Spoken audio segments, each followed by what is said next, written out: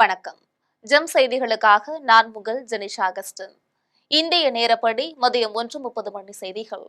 முதலில் ஜெம் தலைப்பு செய்திகளை காணலாம். மேற்கு வங்கத்தில் அச்சமின்றி வன்முறையின்றி தேர்தல் நடத்தப்படும் என்று தேர்தல் ஆணையம் அறிவிப்பு. திரிணாமுல் காங்கிரஸ் கட்சிக்கு தேர்தல் ஆணையம் இறுதி எச்சரிக்கை. ரிசர்வ் வங்கிகளுக்கு வழங்கும் கடனுக்கான வட்டி விகிதம் மாற்றமின்றி 5.25% இருக்கும் என அறிவிப்பு. பொருளாதார வளர்ச்சி விகிதம் 6.9% இருக்கும் என்றும் கணிப்பு. தொகுதி மறுவரையறை எப்படி நடத்தப்படும் என அறிவிக்காமல் மத்திய அரசு ரகசியம் காப்பது ஏன்? மத்திய பாஜக அரசுக்கு தமிழ்நாடு முதலமைச்சர் மு.க.ஸ்டாலின் கேள்வி. தென்காசி மாவட்டம் ஆலங்குளம் அருகே பனை தொழிலாளி மீது காவல் உதவி ஆய்வாளர் துப்பாக்கி சூடு. 4 முறை சுட்டதில் 2 கால்களிலும் குண்டு பாய்ந்து நடக்க முடியாமல் போனதால் குடும்பத்தினர் அதிர்ச்சி. பனை தொழிலாளி மீது துப்பாக்கியால் சுட்ட காவல் உதவி ஆய்வாளரை கண்டித்து பொதுமக்கள் போராட்டம். விளம்பர மோகத்தில் சாதி வெறியுடன் செயல்படும் உதவி ஆய்வாளர் இசக்கி ராஜாவை பணியிலிருந்து நீக்க கோரிக்கை. நடிகர்களின் பின்னால் சென்று கீழே விழுந்து காயம்பட வேண்டாம் என்று இளைஞர்களுக்கு நடிகர் ரஜினிகாந்த் வேண்டுகோள்.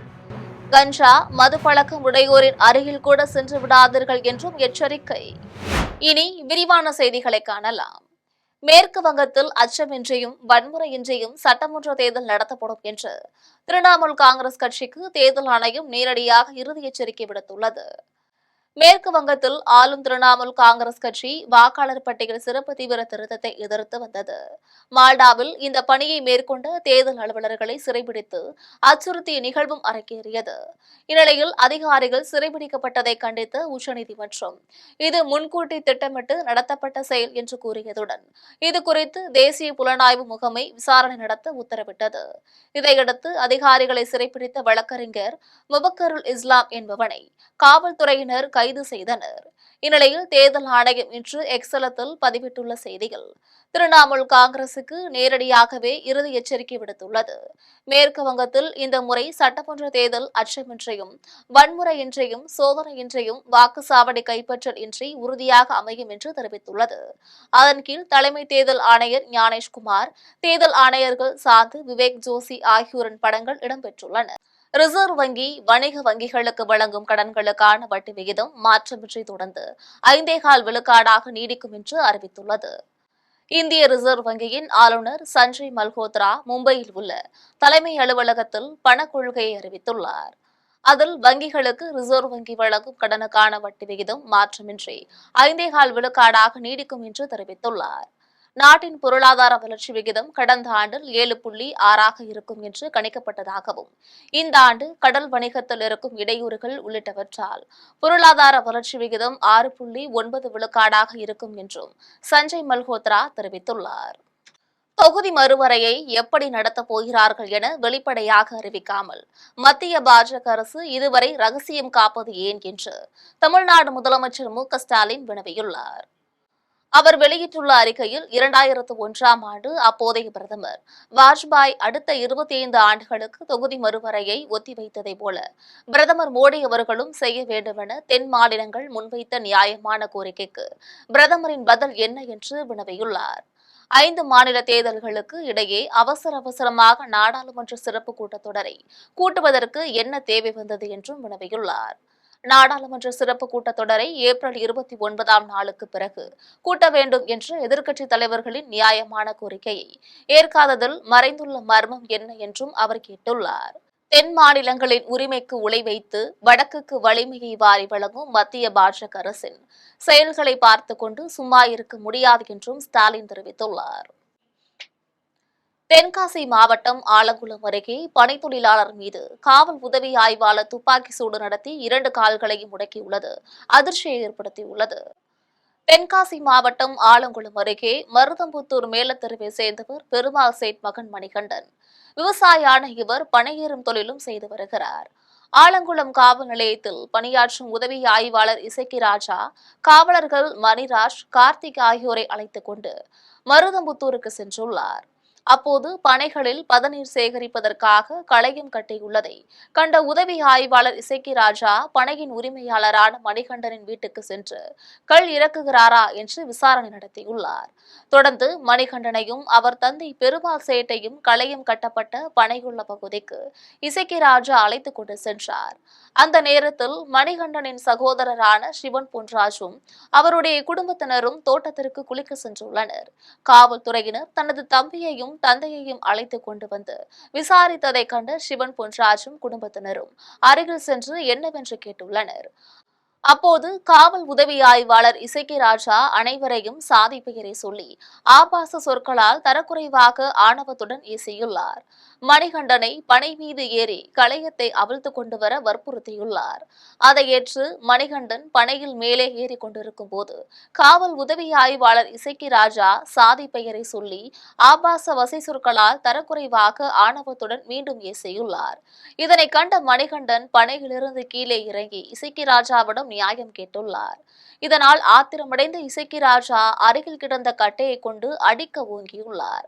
மணிகண்டன் அதை மடக்கி பிடித்ததில் இசக்கி ராஜாவின் தலையில் அடி விழுந்ததாக கூறப்படுகிறது. இந்நிலையில் காவல் ஆய்வாளர் இசக்கி ராஜா தான் கொண்டு வந்திருந்த துப்பாக்கியால் மிக அருகில் நின்று 4 முறை மணிகண்டனை நோக்கி சுட்டதில் மணிகண்டனின் 2 கால்களிலும் துப்பாக்கி தோட்டாக்கள் துளைத்தன. இதையடுத்து காயமடைந்ததாக கூறி இசக்கி ராஜாவும் மருத்துவமனையில் உள்ளார். துப்பாக்கி தோட்டாக்கள் துளைத்து 2 கால்களும் நடக்க முடியாமல் போன மணிகண்டனையும் தென்காசி அரசு மருத்துவமனையில் சிகிச்சைக்கு சேர்த்துள்ளனர். தென்காசி மாவட்டம் மருதம்புத்தூரில் பனையேறும் தொழிலாளியை காவல் உதவி ஆய்வாளர் இசக்கி ராஜா துப்பாக்கியால் சுட்டதை கண்டித்து ஆலங்குளத்தில் பொதுமக்கள் போராட்டத்தில் ஈடுபட்டனர். விளம்பர மோகத்திலும் சாதி வெறி கொண்டும் செயல்படும் இசக்கி ராஜாவை பணி நீக்கம் செய்ய வேண்டும் என்று அவர்கள் வலியுறுத்தியுள்ளனர். மருதம்புத்தூரை சேர்ந்த பனையேறும் தொழிலாளர் மணிகண்டனை காவல் உதவி ஆய்வாளர் இசக்கி ராஜா 2 கால்களிலும் சுட்டு வீழ்த்தினார். இது மணிகண்டனின் உறவினர்களுக்கும் ஊர் மக்களுக்கும் தெரிய வரவே அவர்கள் ஆலங்குளம் முக்கூடல் சாலையில் காமராஜர் சிலை முன்பு ஆர்ப்பாட்டத்தில் ஈடுபட்டனர். இதை கேள்விப்பட்ட அகில இந்திய காமராஜர் ஆதித்தனார் கழக பொதுச் செயலாளர் சிங் நாடார் விரைந்து சென்று ஆர்ப்பாட்டத்தில் ஈடுபட்டவர்களுக்கு ஆதரவாக ஆலங்குளம் காவல் துணை கண்காணிப்பாளர் கிளாட்சன் ஜோஸிடம் பேச்சு நடத்தினார்.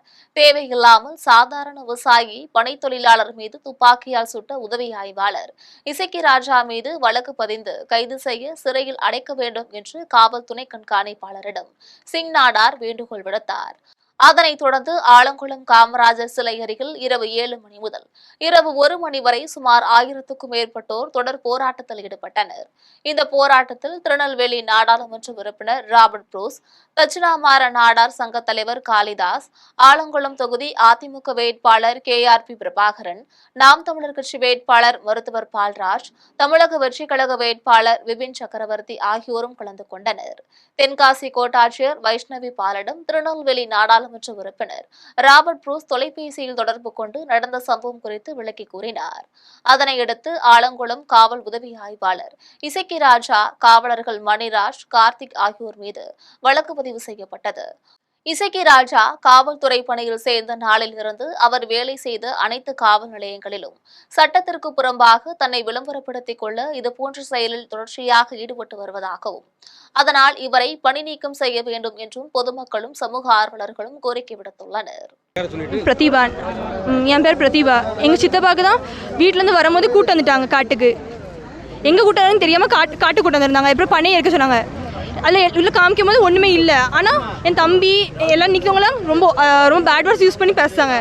நான் கேட்டேன், எதுக்கு நீங்கள் பேசுறீங்கன்னு. நான் அப்படி தான் பேசுவேன், நீங்களும் பேசுனீங்கன்னா உங்களுக்கு நான் தூக்கி ஜெயிலில் போட்டுருவேன் அப்படி சொல்லி ரொம்ப மிரட்டினாங்க. சரி அப்படி சொல்லி என் தம்பி கேட்டான், அப்படி சொல்லாதீங்க சார், நீங்கள் கரெக்டாக பேசுறீங்க, இப்போ நீங்கள் நியாயமாக இருக்கு, கரெக்டாக பேசுங்க அப்படி சொல்லி சொன்னதுக்கு கம்பெடுத்து அடிக்க போனாங்க. என் தம்பி தள்ளி போக என் தம்பி அடிக்க பார்த்தாங்க. எனக்கு சின்ன பிடிக்க தான் இருந்துச்சு, பண்ணாதீங்க என் பையன் சொல்லி பிடிக்க தான் பண்ணுச்சு. அதுக்குள்ளே டக்குனு கீழே விழுந்துட்டாங்க. அவங்க கம்பி ஸ்லிப்பாகி கீழே விழுந்துட்டாங்க. அதுக்கு இல்லை உங்களால தான் விழுந்திருக்கேனா இப்போ நீ அந்த ரத்தத்தை ஃபுல்லாக அவங்க எங்கள் மேலே தடவி அவங்க இது பண்ணிட்டாங்க. கீழே விழுந்து ரத்தத்தை பூரா அந்த கம்பில் பூரா தடவி பனகம்பா ஷார்ப்பாக இருந்துச்சு. அந்த எஜ்ஜு வேறு கரெக்டாக எங்கள் சித்தப்பா பிடிச்சிச்சு, காலர் பிடிச்சிட்டு கம்பி பிடிச்சிட்டு கீழே விழுந்துட்டாங்க. 2 பேரும் வலுவி கீழே விழுந்தோடனே அவங்க சொல்லிட்டாங்க, நீ தான் அப்படி பண்ணிட்டேன்னு சொல்லி கம்பு பூரா இது தேய்ச்சி கம்பில் பூரா அவங்க ரத்தம் தேய்ச்சி அதுக்கப்புறம் அதை தூக்கி ஒரு சைடில் ஒரு பை வச்சுருந்தாங்க, அதில் வச்சுட்டாங்க அந்த ஃபிங்கர் பிரிண்ட் யூஸ் பண்ணதுக்காண்டி. வேறு அதுக்கப்புறம் எங்கள் சித்தப்பா சைடில் விட்டுட்டு எங்கள் சித்தப்பா வந்து சொன்னிச்சு, எங்கள் சித்தப்பா வந்து ஓடவே இல்லை. எங்கள் சித்தப்பா அப்படியே நிற்கி அவர் சொல்கிறார், நாடார் அவங்களுக்குலாம் இவ்வளோ ஆகுதா, ஜாதி பற்றிலாம் பேசி அதுக்கப்புறம் சுட்டார். சுடும் போது ஃபஸ்ட்டு குண்டில் சுட்டாங்க. இப்போ 2வது குண்டு நான் சொல்லி சுடாதீங்க சார், இப்போ ஒருமே பேசுவோம் நம்ம அப்படி. நாங்கள் என்ன தப்பு செஞ்சோம் நீங்கள் எங்களை பேசுறதுக்கு அப்படி சொல்லுவோம். ஆனாலும் 2வது குண்டு சுட்டேன், ஜஸ்ட் மிஸ். என் கால் பட்டிருக்கணும், ஜஸ்ட் மிஸ், கால் ஸ்லிப் பண்ணி போயிருக்கணும். அப்போ மொத்தம் 4 3 அவங்க மேலே 3 பிடிச்சி. இன்னொன்று வந்து என் கால் ஸ்லிப் ஆனிச்சு, அது இன்னும் உங்களுக்கு கிடைக்காம தான் இருந்திருக்கும், அது கீழே போணுச்சு. எங்கன்னா என்னது இல்லை அப்படியே அது போய் சொல்லுதாங்க. அவங்க கீழே தானே அவங்களே கீழே ஸ்லிப் பண்ணாங்க. இந்த இடம் ஸ்லிப் ஆகாத இடம் இருந்தது. ஷார்ப்பாக இருந்துச்சு. ஷார்ப்பாக இருந்தோடனே இந்த தாத்தா எல்லாரும் ஐயோ கீழே விழுந்துட்டாங்க சொல்லி பிடிக்க தான் வந்தாங்க, தூக்கி விட வந்தாங்க. அதில் தான் ரத்த காயம் எல்லாத்துக்கும் லைட்டாக பட்டுருந்துச்சு. அதுமாதிரி அவங்களே கம்பிச்சு, அவங்களே ரத்த ஃபுல்லாக கம்பில் ராவி ஒரு பையில தூக்கி வச்சுட்டாங்க சைடில். கேட்டால் எவிடன்ஸை கொடுக்கறதுக்கு. பட் நாங்கள் தப்பே செய்யாமல் எங்களை எவிடன்ஸ் எப்படி கொடுக்கலாம் அப்படி? அதுதான் சொன்னது தான், நீங்கள் பார்த்துக்கலாம் வாங்க, ஒன்றியத்துக்கு புள்ளத்துக்கு போட்டுருவோம். நாங்கள் ஃபஸ்ட்டு கன் ரைட்ஸ் இல்லாமல் பண்ணக்கூடாது, அதெல்லாம் சுடவே கூடாது. நடிகர்களின் பின்னால் சென்று கீழே விழுந்து காயம்பட்டால் அது உங்களுக்கு தான் ஆபத்து என்றும், படிக்கும் வயதில் படிப்பில் மட்டும் கவனம் செலுத்துங்கள் என்றும், கஞ்சா மது பழக்கமுடைய நண்பர்கள் அருகில் கூட சென்று விடாதீர்கள் என்றும் இளைஞர்களுக்கு நடிகர் ரஜினிகாந்த் அறிவுரை கூறியுள்ளார். ஹைதராபாத்தில் நடைபெற்ற ஜெயிலர் 2 படப்பிடிப்பில் கலந்து கொண்டுவிட்டு சென்னைக்கு திரும்பிய ரஜினிகாந்த் விமான நிலையத்தில் செய்தியாளர்களிடம் பேசினார். அப்போது இளைஞர்கள் மிகவும் எச்சரிக்கையாக இருக்க வேண்டும் என்றும், அவர்களுக்கு ஏதாவது அடிபட்டால் அவர்களுக்கு தானே காயமாகும் என்றும் தெரிவித்துள்ளார். படிக்கிற வயதில் முதலில் படிப்பில்தான் கவனம் செலுத்த வேண்டும் என கூறினார். மது பழக்கம், கஞ்சா ஆகியவற்றுக்கு அடிமையாகி விடக்கூடாது என்றும், அப்படிப்பட்ட பழக்கத்தை கண்ட நண்பர்களின் அருகில் கூட சென்று விடாதீர்கள் என அறிவுரை கூறிவிட்டு சென்றார். தமிழ்நாட்டிற்கு மத்திய அரசு எந்த நல்ல திட்டங்களையும் கொண்டு வரவில்லை என்று முதலமைச்சர் மு.க.ஸ்டாலின் குற்றம் சாட்டியுள்ளார். மயிலாடுதுறை மாவட்டம் சீர்காழி அருகே சூரக்காட்டில் திமுக சார்பில் பிரச்சார பொதுக்கூட்டம் நடைபெற்றது. கூட்டத்தில் முதலமைச்சர் மு.க.ஸ்டாலின் திமுக மற்றும் கூட்டணி கட்சி வேட்பாளர்களை ஆதரித்து பொதுமக்களிடையே வாக்குகளை சேகரித்தார். அப்போது பேசிய அவர், எடப்பாடி பழனிசாமி பேசுவதற்கு எந்த கண்டென்ட்டும் இல்லாமல் கண்டதையும் பேசிக் கொண்டு இருக்கிறார். தொடர்ந்து தமிழ்நாட்டிற்கு மத்திய அரசு எந்த நல்ல திட்டங்களையும் கொண்டு வரவில்லை என்று குற்றம் சாட்டினார். மேலும் மத்திய அரசின் திட்டங்கள் அதிகமாக நடைபெறும் 10 மாவட்டங்கள் குறித்த தகவல்கள் வெளியாகியுள்ளது. இதில் 2வது இடத்தில் தமிழகம்தான் இருக்க வேண்டும். ஆனால் முதல் 10 இடங்களில் தமிழகம் இல்லை என்றும் தெரிவித்துள்ளார். மீனவர்களுக்கான மீன்பிடி தடைக்கால நிவாரணம் 8,000 ரூபாயிலிருந்து 12,000 ரூபாயாக உயர்த்தி வழங்கப்படும் என தமிழக பாஜக முன்னாள் தலைவர் அண்ணாமலை தெரிவித்துள்ளார். புதுச்சேரி மாநிலம் அம்பகரத்தூர் பகுதியில் தமிழக பாஜக முன்னாள் தலைவர் அண்ணாமலை திருநள்ளாறு தொகுதி பாஜக வேட்பாளர் ராஜசேகரனை ஆதரித்து பிரச்சாரம் மேற்கொண்டார். அப்போது பிரச்சார வாகனத்தில் பாஜக முன்னாள் தலைவர் அண்ணாமலை பேசிய போது, தேசிய ஜனநாயக கூட்டணி ஆட்சியில் மட்டும்தான் மகளிருக்கு 2,500 ரூபாய் வழங்கி வருவதாகவும், மீனவர்களுக்கான மீன்பிடி தடைக்கால நிவாரணம் 8,000 ரூபாயிலிருந்து 12,000 ரூபாயாக உயர்த்தி வழங்கப்படும் என்றும் தெரிவித்துள்ளார். இதையடுத்து நிரவி திருப்பட்டினம் தொகுதியில் பாரதிய ஜனதா கட்சியின் வேட்பாளர் மீனாட்சி சுந்தரத்தை ஆதரித்து பிரச்சாரம் மேற்கொண்டார். தங்களை மீண்டும் ஒன்றிணைத்தது பாஜக தான் என்று அமமுக பொதுச் செயலாளர் டிடிவி தினகரன் தெரிவித்துள்ளார். சென்னை ராமாபுரத்தில் மதுரவாயல் தொகுதி அதிமுக வேட்பாளர் பெஞ்சமினை ஆதரித்து அம்மா மக்கள் முன்னேற்ற கழக பொதுச் செயலாளர் டிடிவி தினகரன் பிரச்சாரம் மேற்கொண்டு இரட்டை இலை சின்னத்திற்கு வாக்கு சேகரித்தார். அப்போது பேசிய அவர், நீண்ட நாட்களுக்கு பிறகு இரட்டை இலை சின்னத்திலேயே, அதுவும் புரட்சித் தலைவர் வாழ்ந்த பகுதியிலேயே வாக்கு கேட்பது தாங்கள் அனைவரும் மகிழ்ச்சியில் உள்ளோம் என்றும் தெரிவித்துள்ளார். தொடர்ந்து தனக்கும் எடப்பாடி பழனிசாமிக்கும் கருத்து வேறுபாடு இருந்தது. தாங்கள் சண்டையிட்டோம், அது எல்லோருக்கும் தெரியும். ஆனால் தங்களை மீண்டும் ஒன்றிணைத்தது பாஜக தான் என்று பெருமிதமாக கூறினார். மேலும் இந்த கூட்டணி இயற்கையான கூட்டணி, உறுதியாக தமிழ்நாட்டில் வெற்றி பெறும் எனவும் தெரிவித்துள்ளார். விளவங்கோடு பாஜக வேட்பாளர் விஜயதாரணி தனது வேட்புமனுவை தாக்கல் செய்த பின்பு காங்கிரஸ் வேட்பாளரின் பின்னணியை விமர்சித்தும் தனது கடந்த கால வளர்ச்சிப் பணிகளை குறிப்பிட்டும் பேசி வெற்றி உறுதி என தெரிவித்துள்ளார். கன்னியாகுமரி மாவட்டம் விளவங்கோடு தொகுதி பாஜக வேட்பாளர் விஜயதாரணி தேர்தல் அலுவலர் செந்தூர் ராஜனிடம் தனது வேட்புமனுவை தாக்கல் செய்தார். பின்னர் செய்தியாளர்களிடம் பேசிய அவர் விளவங்கோடு தொகுதியில் தான் 100% வெற்றி பெறுவது உறுதி என்றும் காங்கிரஸ் வேட்பாளர் குற்ற பின்னணி கொண்டவர் மற்றும் வெளிமாநிலத்தை சேர்ந்தவர் என்பதால் மக்கள் அவரை ஏற்க மாட்டார்கள் என்றும் விமர்சித்தார். மேலும் தனது கடந்த கால சட்டமன்ற உறுப்பினர் பதவி காலத்தில் 1000 கோடிக்கும் அதிகமான நிதியில் பல வளர்ச்சிப் பணிகளை செய்துள்ளதாக குறிப்பிட்டுள்ள அவர் காங்கிரஸ் கட்சியில் பெண்களுக்கு உரிய மதிப்பு இல்லாததாலேயே தான் மாற்றத்தை தேடி பாஜகவில் இணைந்துள்ளதாக தெரிவித்துள்ளார். தமிழ்நாடு சட்டமன்ற தேர்தலில் 3 முனை போட்டியில் புதிய கட்சி ஆட்சிக்கு வரப்போகிறது இல்லை என்று தாவேக்காவை விக்கிரவாண்டி தொகுதி திமுக வேட்பாளர் அன்னியூர் சிவா விமர்சித்துள்ளார். விழுப்புரம் மாவட்டம் விக்கிரவாண்டி தொகுதி வேலியந்தாங்கல் கஞ்சனூர் போன்ற பகுதிகளில் திமுக வேட்பாளர் அன்னியூர் சிவா பிரச்சாரம் மேற்கொண்டு உதயசூரியன் சின்னத்திற்கு வாக்கு சேகரித்தார். அப்போது பேசிய அவர் விக்கிரவாண்டிக்கு பல்வேறு திட்டங்களை கொண்டு வந்துள்ளேன், ஆனால் வேபி பகுதிகளில் உள்ள வீடுகளில் திமுகவை எதிர்த்து போட்டியிடுகிற எதிர்க்கட்சி சின்னம் மற்றும் புதிய கட்சி ஆரம்பித்திருக்கின்ற சின்னத்தை வரைந்துள்ளனர் என்று குற்றம் சாட்டினார். தொடர்ந்து 3 முனை போட்டியில் புதிய கட்சி ஆட்சிக்கு வரப்போகிறது இல்லை என்று தாவேக்கா விமர்சித்தார். முதலமைச்சரின் வாகனத்தை 2 முறை சோதனையிடும் தேர்தல் அதிகாரிகள் பிரதமரின் வாகனத்தை சோதனையிட தயாரா என மதிமுக பொதுச் செயலாளர் வைகோ கேள்வி எழுப்பியுள்ளார். விருதுநகர் மாவட்டம் வெள்ளக்கோட்டையில் அருப்புக்கோட்டை தொகுதியில் போட்டியிடும் திமுக வேட்பாளர் அமைச்சர் ராமச்சந்திரனை ஆதரித்து மாபெரும் பொதுக்கூட்டம் நடைபெற்றது. இக்கூட்டத்தில் மதிமுக பொதுச் செயலாளர் வைகோ கலந்து கொண்டு சிறப்புரையாற்றினார். அப்போது பேசிய அவர் காலை உணவு வழங்க வேண்டும் என்கின்ற திட்டத்தை உபகண்டத்திலேயே எந்த மாநிலத்திலும் நிறைவேற்றப்படாத திட்டத்தை நிறைவேற்றி தந்தவர் முதலமைச்சர் மு.க.ஸ்டாலின் என புகழாரம் சூட்டினார். 20 லட்சத்துக்கும் மேற்பட்ட விவசாயிகளுக்கு தற்போது வைத்திருக்கும் பம்புகளின் சக்திக்கும் பாசன தேவைக்கு ஏற்றவாறு பம்பு சட்டிகள் வழங்கும் திட்டத்தையும் அவர் அறிவித்திருப்பதாக தெரிவித்துள்ளார். முதலமைச்சரின் வாகனத்தை 2 முறை சோதனையிடும் தேர்தல் அதிகாரிகள் பிரதமரின் வாகனத்தை சோதனையிட தயாரா என கேள்வி எழுப்பினார். அதிமுகவை வீழ்த்த வேண்டும் என்று அதிகாரத்தில் இருப்பவர்கள் முயற்சி செய்த நிலையில் அதனை வென்று அதிமுக மீண்டும் இழந்து நிற்கிறது என அதிமுக மாநிலங்களவை உறுப்பினர் சி.வி. சண்முகம் தெரிவித்துள்ளார். விழுப்புரம் மாவட்டம் செஞ்சியில் உள்ள தனியார் திருமண மண்டபத்தில் தேசிய ஜனநாயக கூட்டணி சார்பில் செஞ்சி தொகுதி பாமக வேட்பாளர் கணேஷ்குமார் அறிமுகம் கூட்டம் மற்றும் செயல் வீரர்கள் கூட்டம் நடைபெற்றது. இக்கூட்டத்தில் அதிமுக மாநிலங்களவை உறுப்பினர் சி.வி. சண்முகம் கலந்து கொண்டார். அப்போது மேடையில் பேசிய அவர் அதிமுகவை வீழ்த்த வேண்டும் என்று அதிகாரத்தில் இருப்பவர்கள் முயற்சி செய்தார்கள் என்றும் அவர்கள் செய்த முயற்சிகளை வென்று அதிமுக மீண்டும் இழந்து நிற்கிறது என்றும் கூறினார். 210 தொகுதியில் வெல்வோம், 220 தொகுதியில் வெல்வோம் என்று கூறி வந்த முதலமைச்சர் தோல்வி வைத்தால் தரக்குறைவாக பேசி வருகிறார் என்று விமர்சித்துள்ளார்.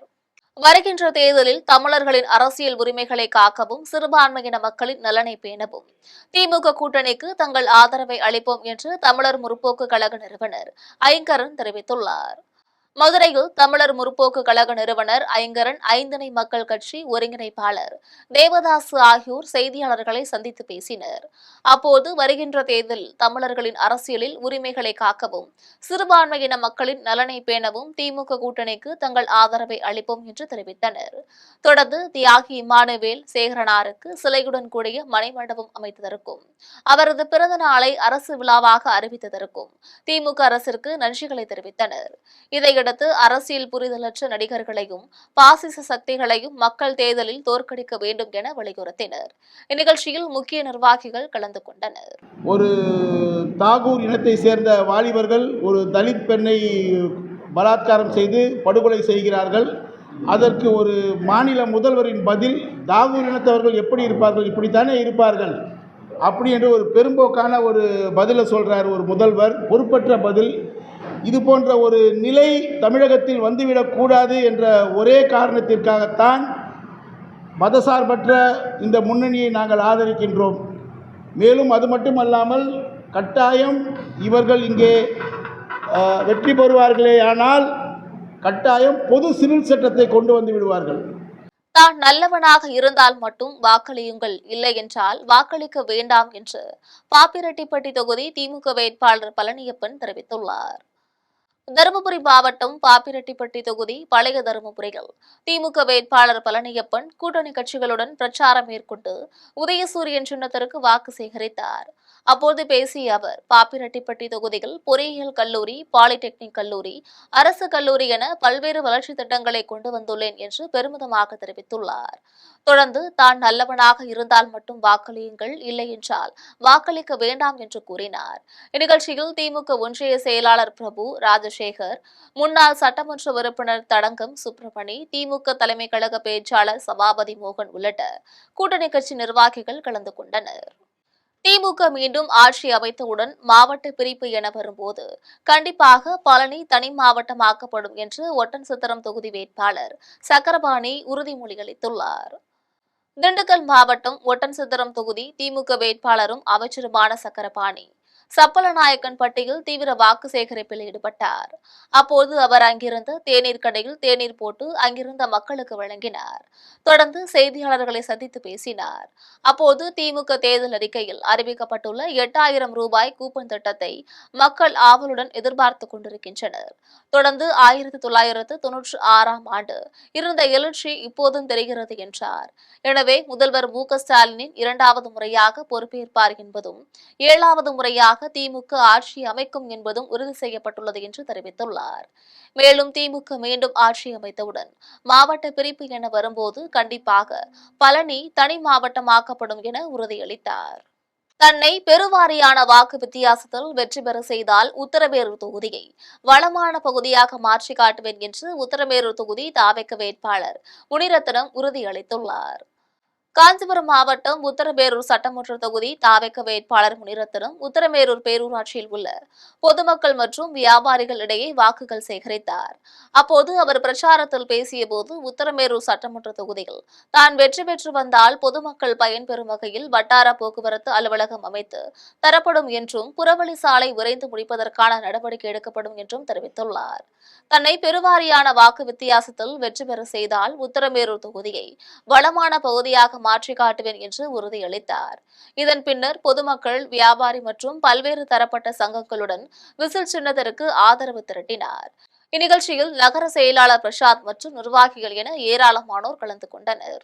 பாஜக வேட்பாளரின் வீட்டிற்குள் வன்முறையில் ஈடுபட முயன்ற திமுகவினர் மீது உரிய நடவடிக்கை எடுக்க கோரி தேர்தல் ஆணையம் மற்றும் காவல்துறையினரிடம் புகார் அளித்துள்ளதாக காரைக்கால் மாவட்ட பாஜக தலைவர் முருகதாஸ் தெரிவித்துள்ளார். புதுச்சேரி மாநிலம் நிரவி திருப்பட்டினம் தொகுதிகள் பாஜக சார்பில் போட்டியிடும் மீனாட்சி சுந்தரம், திமுக சார்பில் போட்டியிடும் தியாகராஜன் ஆகியோருக்கு கடும் போட்டி நிலவி வருகிறது. இதில் திமுகவினர் 100க்கும் மேற்பட்ட இருசக்கர வாகனங்களில் பேரணியாக சென்றபோது வழியில் இருந்த பாஜக வேட்பாளரின் வீட்டிற்குள் பட்டாசுகளை வீசி எறிந்ததோடு வீட்டின் கதவை தாக்கி வன்முறையில் ஈடுபட முயன்றனர். இது தொடர்பாக கண்காணிப்பு கேமரா காட்சிகள் உதவியுடன் தேர்தல் ஆணையம் மற்றும் காவல்துறையினரிடம் புகார் அளித்துள்ளதாக காரைக்கால் மாவட்ட பாஜக தலைவர் முருகதாஸ் தெரிவித்தார். இதுகுறித்து உரிய நடவடிக்கை எடுக்க வேண்டும் எனவும் கோரிக்கை விடுத்தனர். திருவைக்குண்டம் தொகுதியில் குடிநீர் பற்றாக்குறை, இளைஞர்களுக்கு வேலைவாய்ப்பு உள்ளிட்டவைகள் தான் வெற்றி பெற்றால் செய்து தரப்படும் என திருவைக்குண்டம் தொகுதி தாவேக வேட்பாளர் அன்னை சரவணன் உறுதியளித்துள்ளார். தூத்துக்குடி மாவட்டம் திருவைக்குண்டம் தொகுதியில் குடிநீர் பற்றாக்குறை இருப்பதாகவும் வேலைவாய்ப்பு இல்லாததால் இளைஞர்கள் பின்தங்கியுள்ளதாகவும் தாவேக வேட்பாளர் அன்னை சரவணன் கூறினார். தான் வெற்றி பெற்றால் தொகுதியில் உள்ள குறைகளை சரி செய்யப் போவதாகவும் தெரிவித்துள்ளார். தாவேக தளபதி விஜய், பொதுச் செயலாளர் ஆனந்த் ஆகியோர் இப்பகுதியில் உள்ள மக்களின் குறைகளை சரி செய்வதற்கு தம்மை வேட்பாளராக நிறுத்தியதற்கு நன்றியை கூறினார். வேலை வாய்ப்பு உறுதிப்படுத்தின இளைஞர்கள் வேலை வாய்ப்பு ரொம்ப டவுனாக இருக்குது. நம்ம தூத்துக்குடி மாவட்டத்தை பொறுத்தவரை திருவண்ணாமலை தொகுதி ரொம்ப டவுனாக இருக்குது. ஒரு 10% கூட வேலை வாய்ப்பு இல்லை.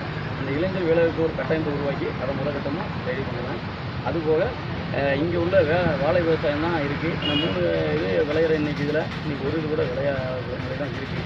இதை உடனே சரி பண்ணி அதுக்கான ஒரு கட்டமைப்பை உருவாக்கி அதை உடனே சரி பண்ணுவோம். புதுக்கோட்டை சட்டமன்ற தொகுதியில் ஒரே பெயரில் பல வேட்பாளர்கள் களம் இறங்கியுள்ளதால் அரசியல் களம் சூடுபிடித்துள்ளது. புதுக்கோட்டை மாவட்டம் வருவாய் கோட்டாட்சியர் அலுவலகத்தில் 6 சட்டமன்ற தொகுதிகளிலும் வேட்புமனு பரிசீலனை நடைபெற்றது. அப்போது புதுக்கோட்டை தொகுதி பாஜக வேட்பாளர் ராமச்சந்திரனின் வேட்புமனுவில் அவர் மீதுள்ள 5 வழக்குகளை குறிப்பிடவில்லை என்று புகார் எழுந்தது. இதனை சுயேட்சை வேட்பாளர் ஒருவர் முன்வைத்து எதிர்ப்பு தெரிவித்துள்ளார். தொடர்ந்து திமுக தரப்பிலும் இதே புகாரை முன்வைத்து கடும் எதிர்ப்பு தெரிவிக்கப்பட்டது. இதனால் தேர்தல் அலுவலர் பாஜக வேட்பாளர் ராமச்சந்திரனின் வேட்புமனுவை தற்காலிகமாக நிறுத்தி வைத்துள்ளார். மேலும் புதுக்கோட்டையில் சட்டமன்ற தொகுதியில் ஒரே பெயரில் பல வேட்பாளர்கள் களம் இறங்கியுள்ளனர். இதில் பாஜக வேட்பாளர் ராமச்சந்திரன் பெயரிலேயே 4 பேர் வேட்புமனு தாக்கல் செய்துள்ளனர்.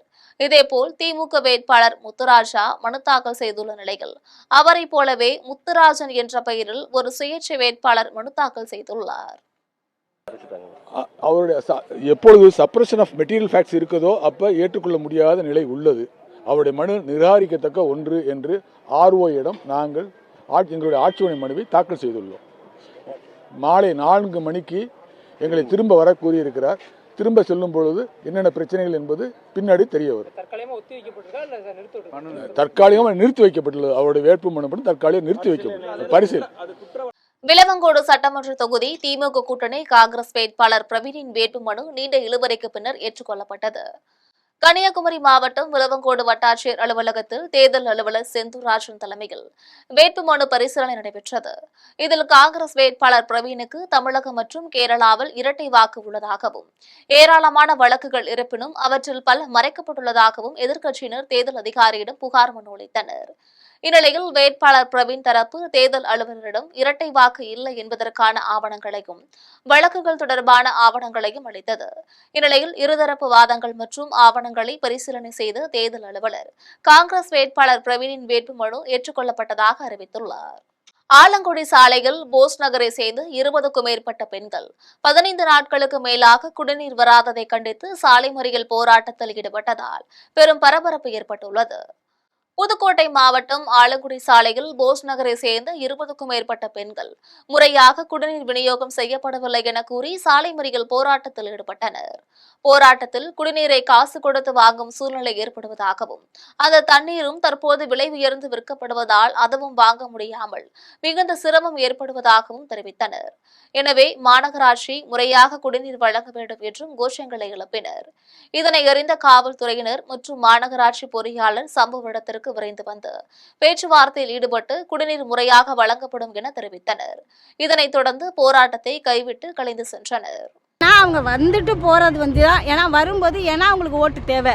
ஓட்டு வாங்குற வரைக்கும் என்ன வேணாலும் சொல்லலாம், என்ன வேணாலும் செய்யலாம். ஆனால் அடிப்படை மக்களுக்கு கஷ்டப்பட்டுக்கிட்டே தான் இருக்காங்க. இன்னமும் கஷ்டப்பட்டு ஒவ்வொன்றே பாருங்களேன், விலைவாசி கிட்டுன்னு ஏறுது. என்ன பண்ணுவாங்க?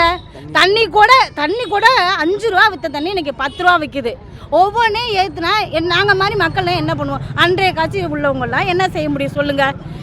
எல்லாத்தையும் இதெல்லாம் நாங்கள் என்ன பண்ணுறது ஒன்றுமே புரியல சார். எங்களுக்கு வழி இல்லாமல் நாங்கள் இப்போ போராட்டம் பண்ணுறோம். வழி இல்லாமல் ஒவ்வொரு விஷயத்துக்கு நீங்கள் எதுக்கு போராட்டம் பண்ண சொல்கிறீங்க? தமிழ்நாடு சட்டமன்ற தேர்தல் என்பது வெறும் கூட்டணிக்கு இடையிலான தேர்தல் அல்ல, இது டெல்லிக்கும் தமிழ்நாட்டிற்கும் இடையிலான தேர்தல் என்று நாடாளுமன்ற உறுப்பினர் தமிழச்சி தங்கபாண்டியன் தெரிவித்துள்ளார்.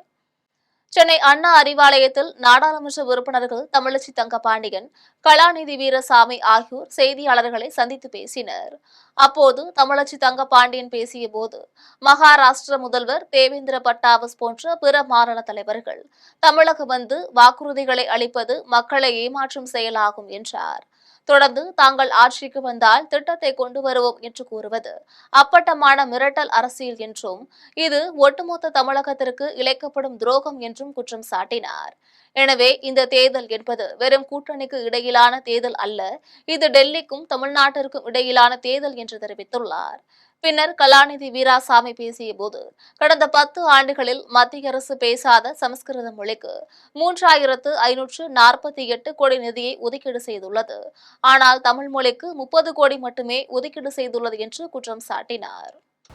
தமிழ்நாடு அரசு தேவையான அனைத்து தொழில்நுட்ப நிர்வாக நடவடிக்கைகளை மேற்கொண்டிருக்கின்றது. மே 7, 2021 மாண்புமிகு முதல்வர் மதுரை மெட்ரோ திட்டத்தை உடனடியாக மீண்டும் தொடங்குவதாக அறிவித்திருக்கின்றார். கொள்கை வழிகாட்டுதல்களை வெளியிடுகின்றார்.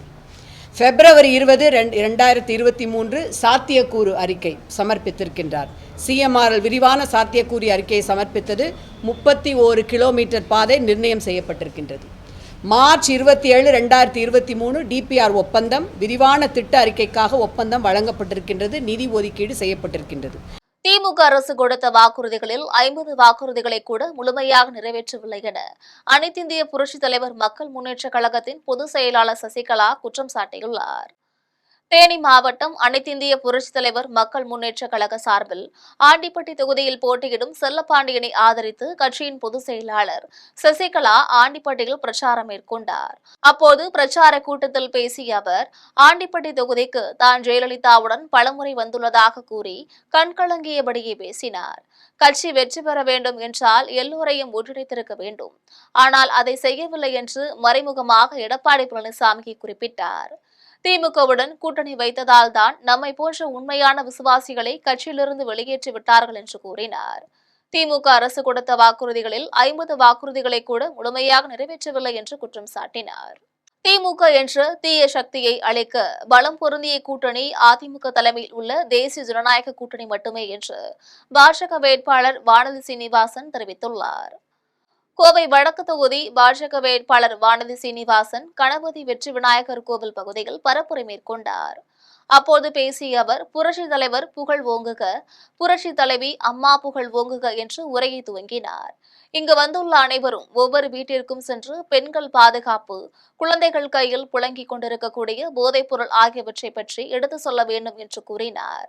மேலும் திமுக என்ற தீய சக்தியை அழிக்க பலம் பொருந்திய கூட்டணி அதிமுக தலைமையில் உள்ள தேசிய ஜனநாயக கூட்டணி மட்டுமே என்று தெரிவித்துள்ளார்.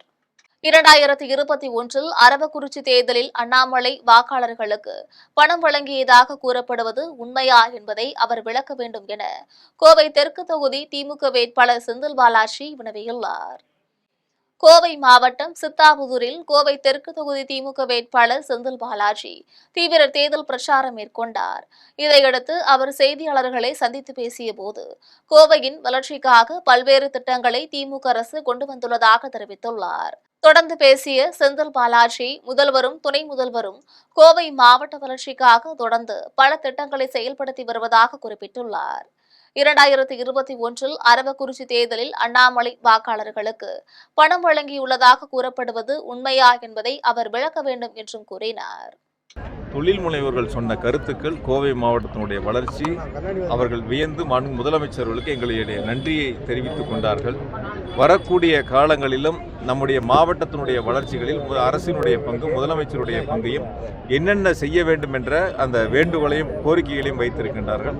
அந்த கோரிக்கைகள் முதலமைச்சருடைய கவனத்திற்கு எடுத்து சென்று நிறைவேற்றுவதற்கு நிச்சயமாக பாடுபடுவேன் என்ற உறுதியை அன்போடு தெரிவித்துக் கொண்டு, இன்றோடு சேர்த்து நம்முடைய கோவை தெற்கு தொகுதியில் இருக்கக்கூடிய 11 வட்டங்களில் 6 வட்டங்களை நாங்கள் வாக்கு சேகரித்து நிறைவு செய்கின்றோம். இன்னும் 5 வட்டங்கள் நாங்கள் வாக்கு சேகரிக்க வேண்டிய நிலுவை இருக்கின்றன. அது 5 நாட்களில் நிறைவு செய்ய இருக்கின்றோம். ஆகையால் செல்லுகின்ற பகுதிகளில் சில அடிப்படை வசதிகள் வேண்டும் என்ற கோரிக்கைகளை முன்வைத்திருக்கின்றார்கள். சில இடங்களில் சமுதாய கூடம் வேண்டும் என்ற கோரிக்கையை முன்வைத்திருக்கின்றார்கள். மத்தியில் இருக்கும் அதிகாரத்தை கொண்டு தமிழகத்தை வளைத்து விடலாம் என்று நினைத்தால் அது ஒரு காலத்திலும் நடக்காது, பகல் கனவாகிவிடும் என்று மதிமுக பொதுச் செயலாளர் வைகோ தெரிவித்துள்ளார். தூத்துக்குடி மாவட்டம் கோவில்பட்டி தொகுதி இனாமணியாட்சி பேருந்து நிலையம் அருகில் திமுக சார்பில் வேட்பாளர் கருணாநிதியை ஆதரித்து பிரச்சார பொதுக்கூட்டம் நடைபெற்றது. கூட்டத்தில் மதிமுக பொதுச் செயலாளர் வைகோ கலந்து கொண்டு உரையாற்றினார். அப்போது பேசிய அவர், கோவில்பட்டி தொகுதியை திமுக கோட்டையாக மாற்ற வேண்டும் என்று கூறினார். தொடர்ந்து தேர்தல் பறக்கும் படையினர் தன்னுடைய காரை கூட சோதனை செய்தனர். எல்லோரும் தங்களுக்கு ஒன்றுதான் என்று அதிகாரிகள் கூறினர். அதைதான் பாராட்டுகிறேன். ஆனால் முதல்வர் வாகனத்தை சோதனை செய்யும் தேர்தல் பறக்கும் படையினர் பிரதமர் நரேந்திர மோடி, உள்துறை அமைச்சர் அமித்ஷா காரை சோதனை செய்வார்களா என்று வினவினார். மேலும் மத்தியில் இருக்கும் அதிகாரத்தை கொண்டு தமிழகத்தை வளைத்து விடலாம் என்று நினைத்தால் அது ஒரு காலத்தில் நடக்காது, பகல் கனவாகிவிடும் என்று தெரிவித்துள்ளார். சில வாக்குறுதிகளை நிறைவேற்ற ஆளும் கட்சியாக உள்ள திமுக அதனை தடுத்து நிறுத்திவிட்டதாக கடையநல்லூர் தொகுதி அதிமுக வேட்பாளர் கிருஷ்ணமுரளி குற்றம் சாட்டியுள்ளார். தென்காசி மாவட்டம் கடையநல்லூர் தொகுதி அதிமுக வேட்பாளர் கிருஷ்ணமுரளி தமிழக கேரள எல்லையில் உள்ள புலிகரை தட்சிணாமூர்த்தி கோவிலில் சாமி தரிசனம் செய்தார். அதன் பின்னர் அங்கிருந்து பரப்புரை மேற்கொண்ட அவர், தேசிய ஜனநாயக கூட்டணி கட்சி சார்பில் அறிவிக்கப்பட்டுள்ள வாக்குறுதிகளை நிறைவேற்றுவதற்கு பொதுமக்கள் வாய்ப்பு தர வேண்டும். சில வாக்குறுதிகளை நிறைவேற்ற ஆளும் கட்சியாக உள்ள திமுக அதனை தடுத்து நிறுத்திவிட்டதாக குற்றம் சாட்டினார். இதில் அதிமுக தொகுதி பொறுப்பாளர் ராஜேந்திரன் உள்ளிட்ட கூட்டணி கட்சி நிர்வாகிகள் என ஏராளமானோர் கலந்து கொண்டனர். ஆராய்ச்சி தொடர்பான தரவுகள் இந்தியாவிலேயே உருவாக்கப்படுவதால் பிரதமரின் விக்சித் பாரத் கனவு விரைவில் நிறைவேறும் என இஸ்ரோ எலக்ட்ரோ ஆப்டிக் சிஸ்டம் துறை இயக்குநர் ஸ்ரீராம் தெரிவித்துள்ளார். கோவையில் உள்ள தனியார் கல்லூரியில் தொழில்நுட்ப தின நிகழ்ச்சி நடைபெற்றது. இதில் கல்லூரியின் முதல்வர் பிரகாசன் தலைமை வகித்தார். இந்நிகழ்ச்சியில் சிறப்பு விருந்தினராக இஸ்ரோவின் லெபராட்டரி பார் எலக்ட்ரோ ஆப்டிக் சிஸ்டம் துறை இயக்குநர் ஸ்ரீராம் கலந்து கொண்டு மாணவர்களிடையே உரையாற்றினார். அப்போது ISROவில் உள்ள வாய்ப்புகளை எடுத்துரைத்து இளம் பெண்கள் தங்கள் திறமைகளை வளர்த்துக் கொள்ள வேண்டும் என வலியுறுத்தினார். ஆராய்ச்சி தொடர்பான தரவுகள் இந்தியாவிலேயே உருவாக்கப்படுவதால் பிரதமரின் விக்சித் பாரத் கனவு விரைவில் நிறைவேறும் என அவர் நம்பிக்கை தெரிவித்தார். விழாவில் பல ஆண்டுகள் பணியாற்றி ஓய்வு பெற்ற பேராசிரியர்களுக்கு சிறந்த ஆசிரியர் விருதுகள் வழங்கப்பட்டன. இதையடுத்து கல்வி, விளையாட்டு, சமூக பணிகள் மற்றும் தலைமைத்துவம் உள்ளிட்ட துறைகளில் சாதனையாற்றிய மாணவர்கள் கௌரவிக்கப்பட்டனர். திமுக தேர்தல் அறிக்கையில் குறிப்பிட்டுள்ள 20 லட்சம் விவசாயிகளுக்கு இலவச பம்ப் செட் வழங்கும் திட்டத்தை வரவேற்பதாக கொங்கு வேளாள கவுண்டர்கள் பேரவையின் மாநில தலைவர் தேவராசன் தெரிவித்துள்ளார். கோவை மாவட்டம் காலப்பட்டி சாலையில் உள்ள தனியார் விடுதியில் கொங்கு வேளாள கவுண்டர்கள் பேரவையினரின் ஆலோசனைக் கூட்டம் நடைபெற்றது. இதில் பேரவையின் மாநில தலைவர் தேவராசன் தலைமை வகித்தார். இந்நிகழ்ச்சியில் வரும் சட்டமன்ற தேர்தலில் திமுக தலைமையிலான கூட்டணியை ஆதரிப்பது என தீர்மானம் நிறைவேற்றப்பட்டது. இதனைத் தொடர்ந்து செய்தியாளர்களிடம் மாநில தலைவர் தேவராசன் பேசியபோது, கடந்த 2021ஆம் ஆண்டு முதல் திமுகவோடு கொங்கு வேளாள கவுண்டர்கள் பேரவையினர் கூட்டணி வைத்துள்ளதாகவும், தொடர்ந்து திமுக கூட்டணியை தாங்கள் ஆதரிப்பதாகவும் தெரிவித்துள்ளனர். இலவச மின்சாரம், இடஒதுக்கீடு, தீரன் சின்ன மலைக்கு சிலை உள்ளிட்டவைகளை கொங்கு வேளாள கவுண்டர் சமுதாயத்திற்கு தொடர்ந்து திமுக தலைமையிலான ஆட்சியில் நலத்திட்டங்களை செய்து வருவதாக கூறினார். இலவச மின்சாரம் பெறும் 20 லட்சத்திற்கும் மேற்பட்ட விவசாயிகளுக்கு மீட்டர் பொருத்தப்படாத நவீன மின்சாரம் பம்ப் செட்டுகள் வழங்கப்படும் என திமுக தேர்தல் அறிக்கையில் வாக்குறுதி அளிக்கப்பட்டுள்ளதை வரவேற்பதாக கூறினார். திராவிட முன்னேற்ற கழகத்தை சப்போர்ட் பண்ணிட்டு இருக்கிறோம். அவங்க ஆதரிச்சுட்டு இருக்கோம். அவங்களோட கூட்டணி வச்சிருக்கோம். 1921 பெருந்தல் தொகுதியே கலைஞர் கருணாநிதி எங்களுக்கு கொடுத்திருந்தார். இந்த வேளாள கவுண்டர்களுக்கு கொடுத்திருந்தார். அப்போவே நாங்கள் தேர்தலில் கூட்டணியில் இருந்தோம். இப்போவும் நாங்கள் இந்த கூட்டணியை ஆதரிக்கிறோம். அதாவது திராவிட முன்னேற்ற கழகத்தினுடைய கூட்டணியை நாங்கள் ஆதரிக்கிறோம். அதாவதுங்க, கொங்கு வேளாள கவுண்டர்கள் பேரவை என்பது பார்த்தீங்கன்னா நமது கோவை செலியன் ஐயா அவர்களது காலத்தில் இதற்கு ஆரம்பிக்கப்பட்டு மிக சிறப்பாக கவுண்டர் சமுதாய மக்களுக்காக பணியாற்றக்கூடிய ஒரு அமைப்பு. அதிலே கோவை செலியன் ஐயா காலத்திற்கு பிறகு எங்களது மூத்த தலைவர் ஐயா திருச்சி தேவராசன் அவர்கள் தலைமையில் சிறப்பாக இப்பொழுதும் அனைத்து கிளைகளிலும் பணியாற்றி கொண்டு வருகின்ற ஒரு அமைப்பு தான் கொங்கு வேளாள கவுண்டர்கள் பேரவை. இனி வருவது திரையுலக செய்திகள். பிரபல நடிகர் ஹிப்பா பாதை நடிக்கும் மீசை முறுக்கு 2 திரைப்படத்தின் பப்பாளி பழமை பாடல் நாளை மாலை வெளியாகும் என படக்குழுவினர் தெரிவித்துள்ளனர். பிரபல நடிகர் ஹிப்பா பாதி மீசை முறுக்கு படத்தின் 2ஆம் பாகத்தில் நடித்துள்ளார். இதில் பிரபல யூடியூபர் ஹர்ஷத் கான், சைத்ரா ஆச்சார், கேத்திகா சர்மா, ரம்யா ரங்கநாதன், நாசர், கருணாஸ் மற்றும் ஆடுகளம் நரேன் ஆகியோர் முக்கிய கதாபாத்திரங்களில் நடித்துள்ளனர். இந்த படத்தின் ஃபர்ஸ்ட் லுக் மற்றும் டீசர் மற்றும் ஃபர்ஸ்ட் சிங்கிள் ஆகியவை வெளியாகி ரசிகர்களின் கவனத்தை பெற்றது. இதையடுத்து நாளை மாலை பப்பாளி பழமை பாடல் வெளியாகும் என படக்குழு போஸ்டர் வெளியிட்டு தெரிவித்துள்ளதை அடுத்து நடிகர் ஹிப்பா பாதி ரசிகர்களிடையே இப்பாடலின் மீதான எதிர்பார்ப்பு அதிகரித்துள்ளது. இனி வருவது விளையாட்டு செய்திகள்.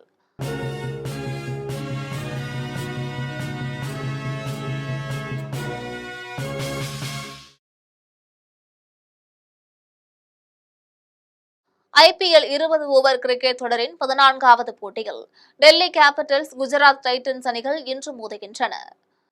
டெல்லியில் உள்ள அருண் ஜெட்லி மைதானத்தில் 19வது IPL 20 ஓவர் கிரிக்கெட் தொடரின் 14வது போட்டி நடைபெறுகிறது. இந்த போட்டியில் டெல்லி கேபிட்டல்ஸ், குஜராத் டைட்டன்ஸ் அணிகள் மோதுகின்றன. இதில் டெல்லி அணியின் கேப்டன் அக்ஷர் பட்டேல் தலைமையிலான வீரர்களும், குஜராத் அணியின் கேப்டன் சுமன் கில் தலைமையிலான வீரர்களும் பங்கேற்கின்றனர். இந்நிலையில் இவ்விரு அணிகளும் இதுவரை 7 முறை நேருக்கு நேர் மோதியிருக்கின்றன. இதில் குஜராத் அணி 4 போட்டியிலும், டெல்லி அணி 3 போட்டியிலும் வெற்றி பெற்றுள்ளது. எனவே இன்றைய போட்டியில் யார் வெற்றி பெறப் போகிறார்கள் என ரசிகர்களிடையே பெரும் எதிர்பார்ப்பு எழுந்துள்ளது. இனி வருவது தங்கம், வெள்ளி மற்றும் பங்கு சந்தை விலை நிலவரம்.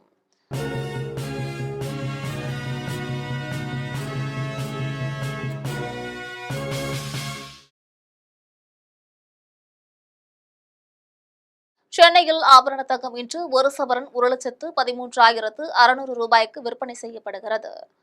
சென்னையில் இன்று ஆபரண தங்கத்தின் விலை கிராமிற்கு 340 ரூபாய் அதிகரித்து 14,200 ரூபாய்க்கு விற்பனை செய்யப்படுகிறது. மேலும் ஒரு சவரன் 2,720 ரூபாய் அதிகரித்து 1,13,600 ரூபாய்க்கு விற்பனை செய்யப்படுகிறது. 24 கேரட் தூய தங்கம் ஒரு சவரன் 1,23,928 ரூபாய்க்கு விற்பனை செய்யப்படுகிறது. மேலும் 1 கிராம் வெள்ளி 265 ரூபாய்க்கும் 1 கிலோ வெள்ளி 2,65,000 ரூபாய்க்கும் விற்பனை செய்யப்படுகிறது. இந்திய பங்கு சந்தைகளில் வணிகம் இன்று உயர்வுடன் காணப்படுகிறது. மும்பை பங்கு சந்தை பங்கு விலை குறியீட்டு எண் சென்செக்ஸ் 2,755 புள்ளிகள் அதிகரித்து 77,372 புள்ளிகளில் வணிகமாகிறது. தேசிய பங்கு சந்தை பங்கு விலை குறியீட்டு எண் நிப்டி 840 புள்ளிகள் அதிகரித்து 23,964 புள்ளிகளில் வணிகமாகிறது. மீண்டும் தலைப்புச் செய்திகள். மேற்கு வங்கத்தில் அச்சமின்றி வன்முறையின்றி தேர்தல் நடத்தப்படும் என்று தேர்தல் ஆணையம் அறிவிப்பு. திரிணாமுல் காங்கிரஸ் கட்சிக்கு தேர்தல் ஆணையம் இறுதி எச்சரிக்கை. ரிசர்வ் வங்கிகளுக்கு வழங்கும் கடனுக்கான வட்டி விகிதம் மாற்றமின்றி 5.25 விழுக்காடாக இருக்கும் என அறிவிப்பு.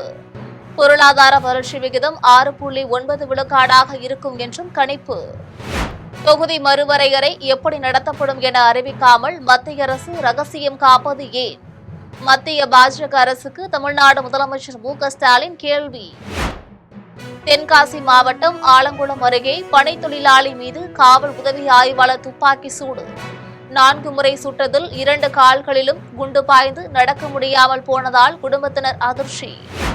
பனை தொழிலாளி மீது துப்பாக்கியால் சுட்ட காவல் உதவி ஆய்வாளரை கண்டித்து பொதுமக்கள் போராட்டம். விளம்பர மோகத்தில் சாதி வெறியுடன் செயல்படும் உதவி ஆய்வாளர் இசக்கி ராஜாவை பணியிலிருந்து நீக்க கோரிக்கை. நடிகர்களின் பின்னால் சென்று கீழே விழுந்து காயம்பட வேண்டாம் என்று இளைஞர்களுக்கு நடிகர் ரஜினிகாந்த் வேண்டுகோள். கஞ்சா மது பழக்கம் உடையோரின் அருகில் கூட சென்று விடாதீர்கள் என்றும் எச்சரிக்கை. இத்துடன் ஜெம் செய்திகள் நிறைவடைகின்றன. மீண்டும் ஜெம் செய்திகள் மாலை 6 மணிக்கு. உடனுக்குடன் செய்திகளை காண GemLive.tv என்ற இணையதளத்தில் இணைந்திருங்கள். நன்றி, வணக்கம்.